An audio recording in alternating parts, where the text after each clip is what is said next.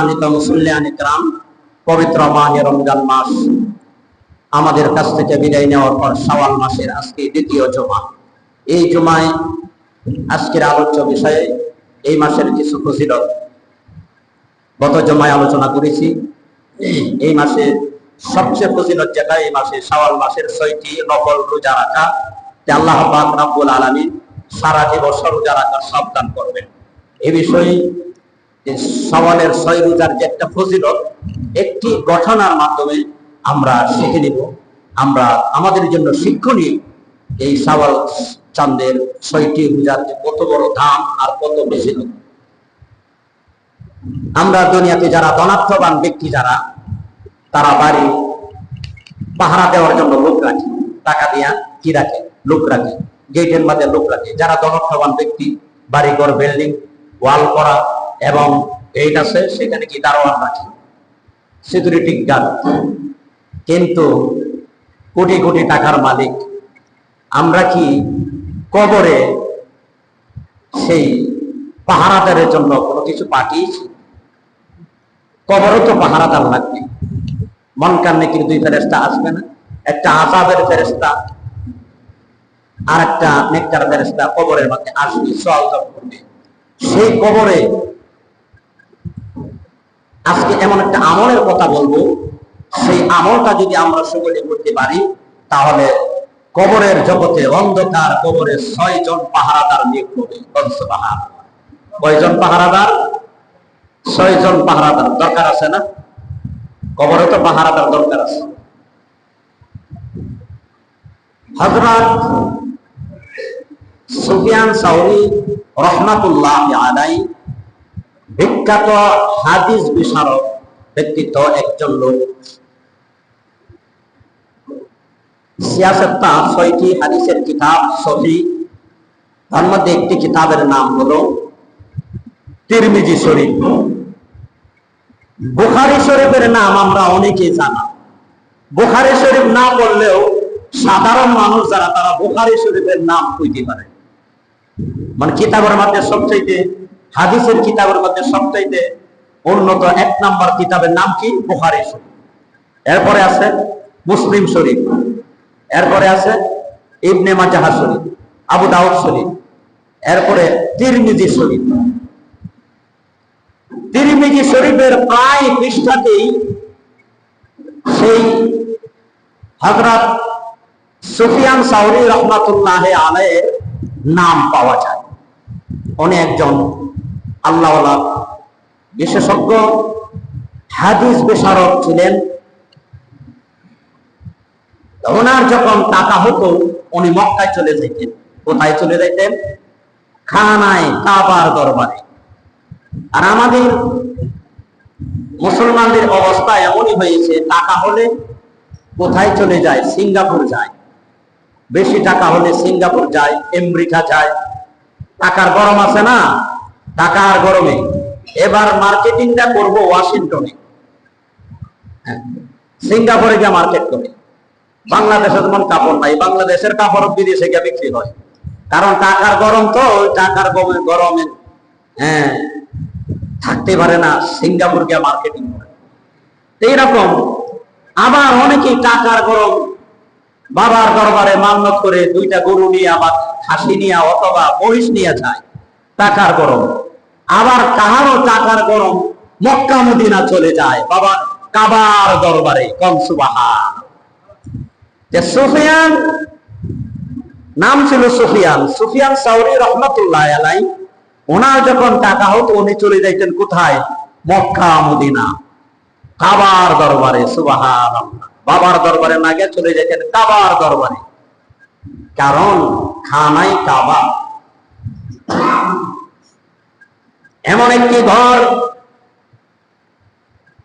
পৃথিবীর কোন মসজিদের দিকে তাকাইলে মসজিদের চারপাশে চতুর্পাশে বললে তাওয়াফ করলে তাওয়াফ হবে না, কিন্তু কানায় কাবার তাওয়াফ চতুর্পাশে করলে তাওয়াফ হয়। ঠিক না ঠিক?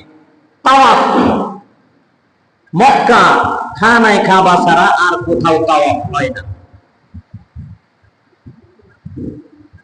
খানায় কাবা এমন একটি ঘর, সেই ঘরের দিকে যদি কেউ এমনি ভাবে তাকায়াও থাকে, যতক্ষণ তাকায়া থাকবে ততক্ষণ পর্যন্ত তার আমল নামায় নেকি লেখা হইতে থাকে। সুবহানাল্লাহ। খানায় খাবার দিকে যদি কেউ মহব্বতের নজরে, সুনজরে, নেক নজরে তাকায়া থাকলেও আল্লাহ পাক রব্বুল আলামিন তার আমল নামায় নেক লিখিয়া দেন। সেই হলো খানায় খাওয়া, আল্লাহর ঘর বাইতুল্লাহ। সেখানে অনেক কিছু আছে দেখা, কলিজা, হৃদয়টা ঠান্ডা হয়ে যায়। আর পৃথিবীর একমাত্র নিরাপদ ভূমি, জানমালের নিরাপত্তা একমাত্র মক্কায়। সুবহানাল্লাহ। হযরত সুফিয়ান সাউরি রাহমাতুল্লাহ আলাইহি, ওনার টাকা হলে টাকার গরম দেখাতেন, মক্কা মদিনা চলে যাইতেন কাবার দরবারে। কারণ কাবা ঘরে 1 রাকাত নামাজ 1 লক্ষ রাকাতের নামাজের সব পাওয়া যায়। সুবহানাল্লাহ। আর নবীজির মসজিদ, নবীজির হাতে নির্মাণ করা যে মসজিদ, মসজিদে নববী, সেখানে যদি 1 রাকাত নামাজ পড়ে 50,000 রাকাতের সওয়াব আল্লাহ তাআলা লিখিয়ে দেন। সুফিয়ান সাউরি রাহমাতুল্লাহ আলাইহি, ওনার টাকার গরম টাকা হলে উনি মক্কা চলে যেতেন, মক্কা মদিনা। কাবার চতুর্পাশে 7টা চক্কর দিলে একটা তওয়াফ হয়। কয়টা চক্কর? 7টা চক্কর দেওয়ার পরে একটা তওয়াফ। সেখানে একটা পাথর আছে, আমরা সবারই জানি, কালো পাথর, আল হাজার আল আসওয়াদ, হাজরে আসওয়াদ। সেই পাথরটা কালো পাথর। আল্লাহ নবী বলেন, সেই পাথর তো কালো ছিল না, জান্নাত থেকে সেই পাথর যেদিন আনা হয়, সেই পাথরটা মিল্লাবান দুধের চেয়েও আরো বেশি সাদা ছিল। সুবহানাল্লাহ। জান্নাত থেকে আল হাজার আল আসওয়াদ, হাজরে আসওয়াদ পাথর যখন কাবাঘর নির্মাণ করলেন 2 বাপ বেটা মিলে, প্রথম নির্মাণ করছেন ফেরেশতারা, এরপরে নির্মাণ করেছেন আদম আলাইহিস সালাম, শীশ আলাইহিস সালাম, এরপরে নির্মাণ করেছেন আমাদের জাতির পিতা হযরত ইব্রাহিম আলাইহিস সালাম। সুবহানাল্লাহ।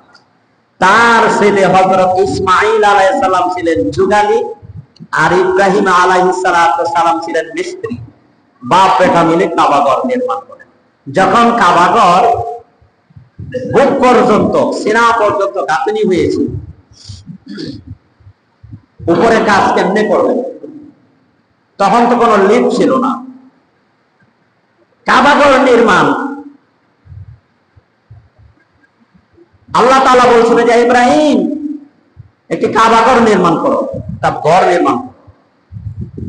হযরত ইব্রাহিম আলাইহিস সালাম চিন্তা করলেন, আমি কোন ঘর আগে বানাবো?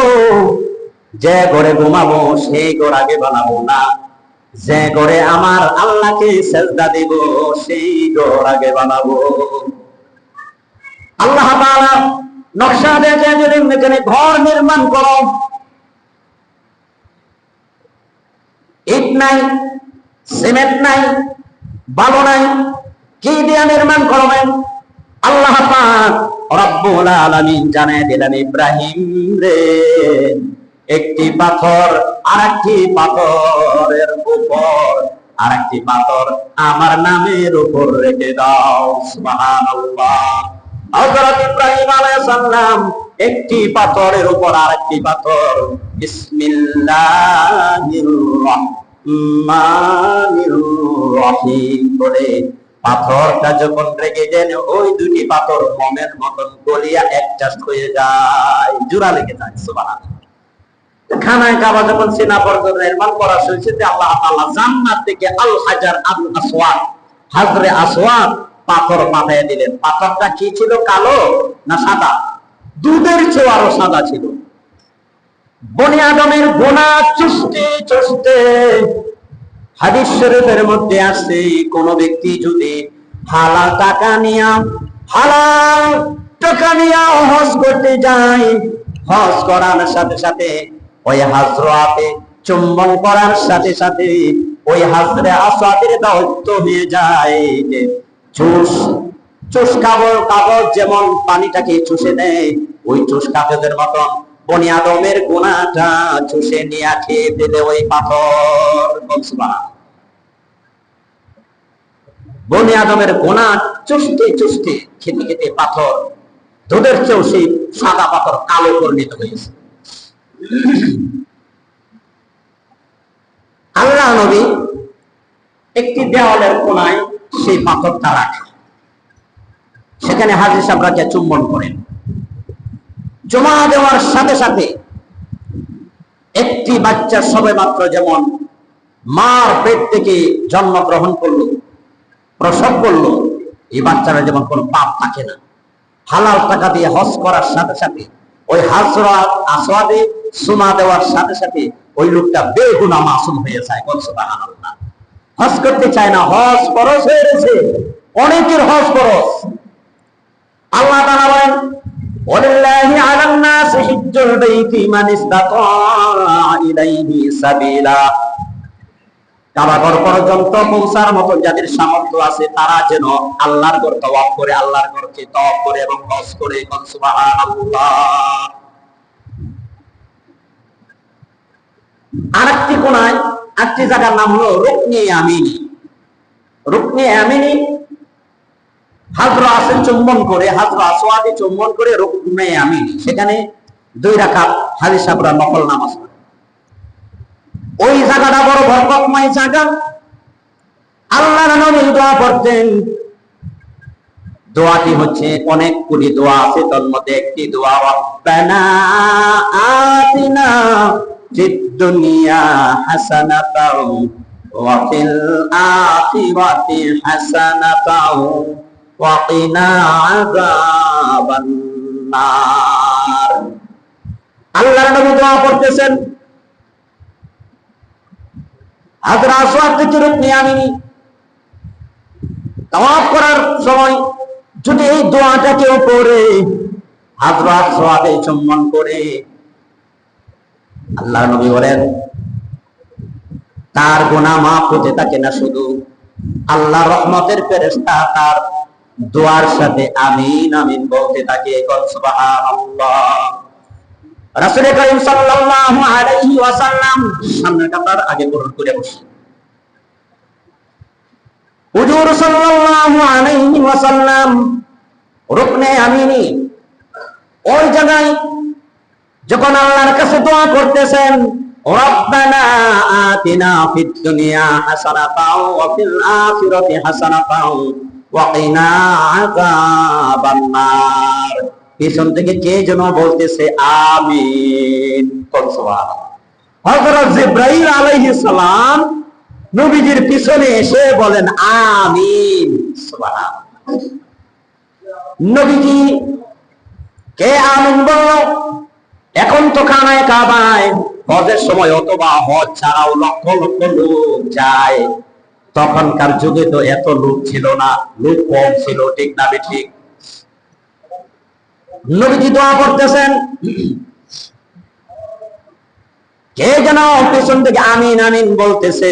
নবীজি সামনে তাকালেন, কেউ নাই, ডানে তাকালেন, কেউ নাই, বামে তাকালেন, কেউ নাই। কে আমিন আমিন বলে পিছন দিকে তাকায় দেখেন যে হযরত জিবরাইল আলাইহিস সালাম আমিন বলতেছেন। বলুন, ফেরেশতারা, যারা ফেরেশতারা যদি কোনো ব্যক্তির দোয়ার সাথে আমিন বলে, সেই দোয়াটা নিঃসন্দেহে আল্লাহর দরবারে কবুল হয়ে যায়। সুবহানাল্লাহ। আর দোয়াটা কত সুন্দর! এই দোয়ায় কি আছে জানেন? দুনিয়া ও আখিরাতের কল্যাণ। সুবহানাল্লাহ।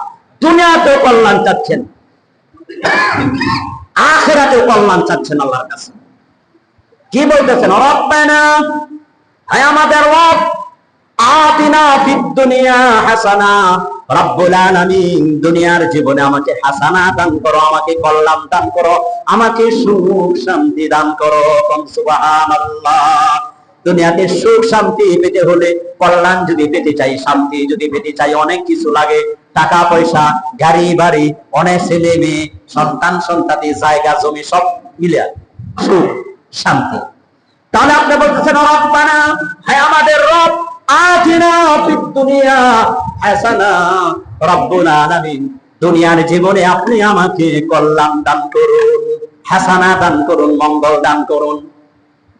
ওয়া ফিল আখিরাতি হাসানা, রব্বুল আলামিন পরকালের জীবনে আপনি আমাকে শান্তি বা কল্যাণ দান করেন। কোন সুবহানাল্লাহ। ওয়া কিনা আযাবান নার, আল্লাহ গো ওই জাহান্নামের ভয়ঙ্কর মর্মান্তিক শাস্তি দেখে আপনার কাছে পানা চাই, আমাদেরকে রক্ষা করুন। কোন সুবহানাল্লাহ। দোয়াটা ছোট্ট কিন্তু সেটার অর্থ অনেক বড়। আপনি দুনিয়াতে শান্তি চাচ্ছেন, দুনিয়ার শান্তি, পরকালের কল্যাণ চাচ্ছেন একটি দোয়ার মাধ্যমে। হাজী সাহেবরা এই দোয়াটা পড়েন। তো যে কথাটা বলতে চাইছিলাম, হযরত সুফিয়ান সাউরি রাহমাতুল্লাহ আলাইহি, ওনার যখন টাকা হতো উনি টাকার গরম দেখাইতেন, কাবা শরীফে যাইতেন গা। কোন সুবহানাল্লাহ। তো উনি কাবা শরীফে তাওয়াফ করতেছেন, তাওয়াফ চলাকালীন তাওয়াফ করে যখন এক জায়গায় বসেছেন, মক্কা শরীফের এক আলেম, এক শায়েখ সালাম দিয়ে বলতেছেন যে ওনার চাল চলন চলাফেরা, ওনাকে তাওয়াফরত অবস্থা দেখেছেন। তো ওনার পাশে গিয়া বসলেন, যারা সালাম দিলেন, বললেন যে জানাব ভাইজান, আপনাকে দেখে আমার খুব ভালো লাগলো, আমি আপনাকে আল্লাহর জন্য অনেক ভালোবাসি। কোন সুবহানাল্লাহ। যে যাকে ভালোবাসে এটা প্রকাশ করে যাওয়াটা কর্তব্য, ঠিক না? ঠিক। আপনি যাকে ভালোবাসেন, কিন্তু ভালোবাসা, আমি যাকে ভালোবাসো আল্লাহর জন্য ভালোবাসতে হবে। সে যদি আল্লাহর পথের প্রতীক হয়, আল্লাহর রাস্তায় এবং আল্লাহ ওয়ালা হয়, তাকে আমি ভালোবাসি। আল্লাহর বিরুদ্ধে যে ব্যক্তি কথা বলবে, আল্লাহর বিরুদ্ধাচরণ যে ব্যক্তি করবে, আল্লাহর নাফরমানি যে ব্যক্তি করবে, যে আল্লাহর নাফরমানি করে, তার সাথে আমার কোনো সম্পর্ক নাই। ছেলে হোক মেয়ে হোক, যেই হোক না কেন, যে আল্লাহর নাফরমান, তার সাথে সম্পর্ক রাখা যাবে না, তার সাথে বন্ধুত্ব করা যাবে না। মহব্বত, ভালোবাসা ওই ব্যক্তির সাথেই করতে হবে যার ভালোবাসা আল্লাহর সাথে সম্পর্ক আছে। সুফিয়ান রাহমাতুল্লাহি আলাইহি, হযরত সুফিয়ান সাউরি রাহমাতুল্লাহি আলাইহি ওই মক্কা শরীফের আলেমকে বলতেছেন, মক্কা শরীফের আলেম সুফিয়ান সাউরিকে বলতেছেন, ভাইজান আমি আপনাকে ভালোবাসি অন্তর থেকে, আল্লাহর জন্য আপনাকে ভালোবাসি। আর সমস্ত ভালোবাসা হবে আমার আল্লাহর জন্য। যে আয়াতে কারিমা আমি তেলাওয়াত করেছি, ওয়াল্লাযিনা আমানু আশাদ্দু হুব্বাল লিল্লাহ, ঈমানদার যারা, ঈমানদার তো সেই ব্যক্তি পৃথিবীর সবচাইতে যার অন্তরে আল্লাহর ভালোবাসা আছে। সুবহানাল্লাহ। আল্লাহর ভালোবাসা যার অন্তরে আছে, সেই ব্যক্তি আল্লাহর নাফরমানি করতে পারে না, সেই ব্যক্তি মিথ্যা বলতে পারে না, সেই ব্যক্তি সুদ খাইতে পারে না, ঘুষ খাইতে পারে না, পরের সমালোচনা করতে পারে না, পরের ক্ষতি করতে পারে না, পরের ক্ষেত্রে লাইন কাটতে পারে না, পরের ক্ষতি করতে পারে না, ধোঁকা দিতে পারে না, প্রতারণা করতে পারে না। যে ব্যক্তি আল্লাহর সাথে সম্পর্ক ভালো। সুফিয়ান সাউরি রাহমাতুল্লাহি আলাইহি সুফিয়ান রাহমাতুল্লাহ আলাইহি ওই মক্কার আলেম সাহেব বলতেছে, ভাইজান আপনাকে আমি আল্লাহর জন্য ভালোবাসি। আরবিতে কথা বলতেছেন, তো উনি তো আরবি বুঝেন, বললেন যে আমিও আপনাকে ভালোবাসি। দুজনের বন্ধুত্ব। তো ঘটনা অনেক লম্বা, আমি খুব সংক্ষেপে বলতেছি কথাগুলা। আর একদিন ওই মক্কা শরীফ আলেম সাহেব বলতেছে, ভাইজান আমার মন বলতেছে আমি মনে হয় আর বেশি দিন বাঁচবো না, অচিরেই মনে হয় আমি মারা যাব। কারণ মানুষের যখন মৃত্যুর সময় হয়, তখন পরিবার পরিজন কে ডাক দিয়া বলে, স্ত্রী স্বামীকে বলে, স্বামী স্ত্রীকে বলে, প্রাণের স্বামী আমার, একসঙ্গে দীর্ঘ বছর ঘর সংসার করেছি, এই বছর যে অবস্থা আমার হয়েছে মনে হয় আমি আর বাঁচবো না। আমার প্রতি যদি কোনো দাবি দুবা থাকে আল্লাহর হস্তে ছেড়ে দেন, আমাকে মাফ করে দেন। স্বামী স্ত্রীকে ডাক দিয়া বলে, সন্তানদেরকে ডাক দিয়া বলে, বাবারা আমি যদি মারা যাই মনে হয় আমি আর বেশি দিন বাঁচবো না। এমন কিছু মা বাবা সে ওসিয়ত করে যায়, বাবারে 5 ওয়াক্ত নামাজ পড়বি, আল্লাহর হুকুম মোতাবেক চলবে, কারো ক্ষতি করবে না, কারো হক নষ্ট করবে না, আল্লাহর পথে 5 ওয়াক্ত নামাজ, আল্লাহর হুকুমগুলি পালন করবে, এরকম ভালো ওসিয়ত করে যায়। ঠিক না বেঠিক? সুফিয়ান সাউরি রহমাতুল্লাহ আলাইকে মক্কার আলেম সাহেব বলতেছে, বন্ধু আমি মনে হয় বেশি দিন বাঁচবো না, বন্ধু আমি যদি মরে যাই তাহলে আপনি আমাকে দেখতে যাইবেন, বন্ধু আমি যদি মারা যাই আপনি আমাকে দয়া করে গোসল দিবেন। ঠিক আছে, আমি যদি আপনার আগে বেঁচে থাকি আর আমার আগে যদি আপনি মারা যান, আপনার গোসল আমি দিব। এরপর মক্কা শরীফের সে আলেম সাহেব বলতেছে, আমার গোসল তো দিবেন, কাফনের কাপড়ও আপনি পরাবেন, আপনি জানাজার নামাজটাও আপনি পড়াইয়া দিবেন। কোন সুবহানাল্লাহ। যার চোখে যে ভালো লাগে জানাজার নামাজ পড়াবেন। দোস্ত আরেকটি কথা হলো, আমাকে যখন দাফন করে কবরে রাখবে, দোস্ত তুমি নিজ হাতে আমাকে কবরে রাখিও, তোমার নিজ হাত দিয়া আমাকে মাটি দিও, কাঁচা বাঁশের খাট গুলা এইভাবে তোমার হাতে বিছাইয়া দিও। বন্ধু কবর আমি কিভাবে থাকবো? সেই কবর তো একটি অন্ধকার জায়গা, ভয়াবহ জায়গা, সেখানে তো গজবের ফেরেশতা আসবে, আমাকে প্রশ্ন করলে আমি কি জবাব দিব? জবাব যদি দিতে না পারে, বন্ধু আমার তুমি কথা দাও আমার কবরের পাশে তুমি 3 দিন থাকবে। যদিও সেই বিধান নাই, অতি আবেগে বলতেছেন। আবেগপূর্ণ কথা আমরা আবেগে অনেক কিছুই বলতে থাকি, বলি। মক্কা শরীফের আলেম সাহেব বলতেছেন যে আমার কবরের পাশে তুমি 3 দিন থাকবে, আমাকে কথা দাও। দোস্ত ঠিক আছে, আমি কথা দিলাম। সুফিয়ান সাউরি রহমাতুল্লাহ আলাইহি কথা দিলেন। কিছুদিন পর মক্কা শরীফের আলেম যখন ওনার ইন্তেকালের সময়, তখন ছেলেদেরকে বলতেছে, বাবা তুমি শোনো। এক ছেলেকে ডাক দিয়া বললো, আমি যদি মারা যাই ইমুক জায়গায়, ইমুক দেশে, ইমুক নামে, ইমুক চেহারা, এরকম দাড়ি, এরকম আকৃতি বললেন, তার নাম সুফিয়ান সাউরি রহমাতুল্লাহ আলাইহি, তাকে খবর দিবা, উনি আমাকে গোসল দিবে, আমার কাপড় পরাইয়া দিবে, আখেরি পোশাক পরাইয়া দিবে, এবং আমার জানাজার নামাজ পড়াবে, ওনার নিজ হাতে আমাকে কবরে রাখবে। কথা মতো সেই কাজ উনি যখন ইন্তেকাল করলেন,